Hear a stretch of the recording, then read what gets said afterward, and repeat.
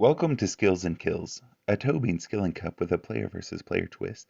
This 2.5 minute video will serve to give a basic overview of the rules for the skilling cup. Firstly, you are divided into two teams. Each team has two champions, shown beside the champion block in red. These champions will fight in a player versus player winner-take-all battle at the end of 8 days in order to determine the winning team of the skilling cup.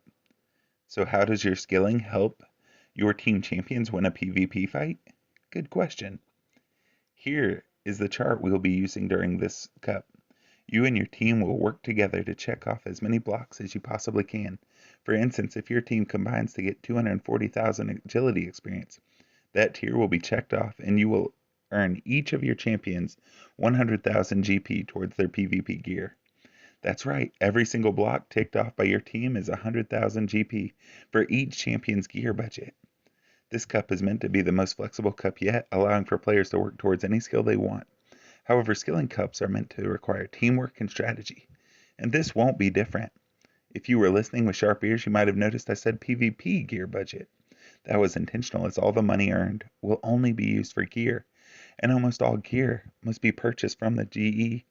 Your team must earn all consumables. How? Via the bean and the black bean markets. As you can see on this chart, marks of grace are worth 4 beans, golden nuggets are worth 5 beans, and the other 3 tasks are each worth a single bean. Below those exchange rates, you will see various foods, as well as prayer potions and antidotes. Beans will thus be traded at the end of this competition to supply almost all of your team champions' consumables. Beyond that, teams also have access to the black bean market. This market includes more niche consumables with varied prices listed below them. And it also offers 3 important gear unlocks, including the Rune Pouch, Barrow's Gloves, and the Cape Trio. These unlocks are fairly straightforward except for access to the Colomancer's chest. This unlock is a silent auction of either volcanic mining points or hallowed marks from the sepulcher.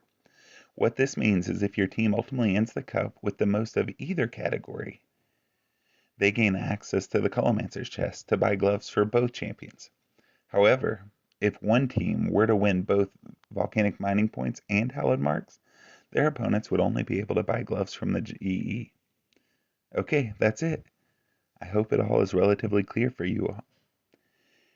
It's up to you and your team to decide how to divide and use your time in order to give your champions the best gear, the best consumables, and the best opportunity to slay the other team's champions. Good luck, Beans, and happy skilling.